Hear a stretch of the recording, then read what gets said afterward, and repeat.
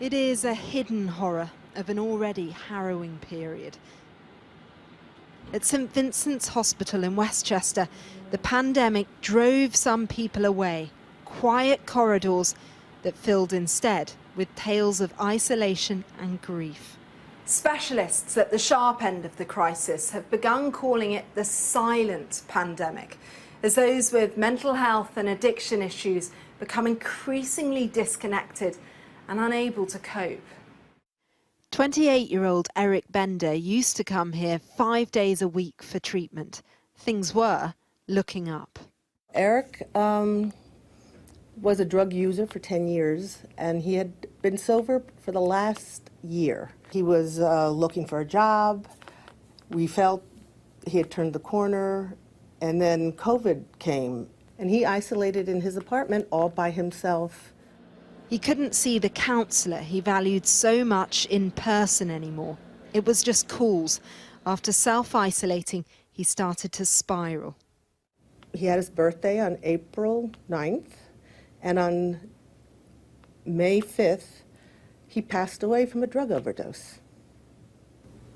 So it was a dramatic shift in his life, COVID-19. It was dramatic, and he is collateral damage.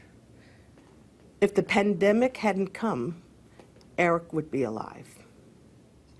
What do you want people to know? I loved Eric, and he worked real hard, but he didn't make it. And there's nothing to be ashamed of.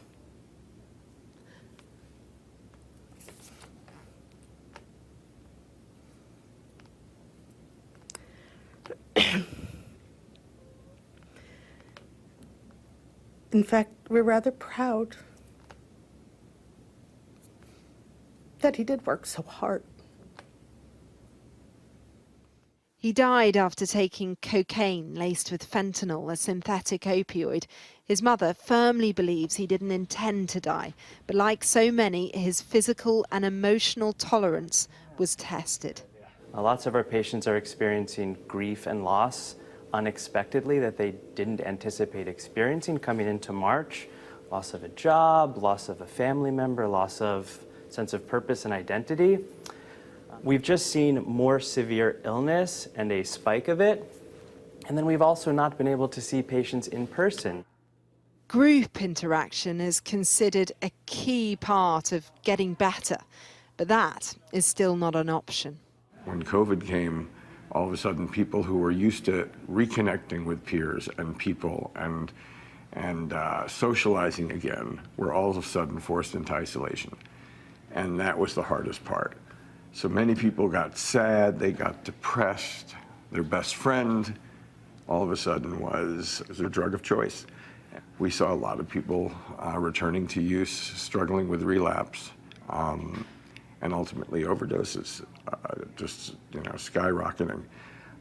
From my own experience, I know 3 people personally who died within 1 week. In May, there was a 48% rise in suspected overdoses in America compared to the previous year.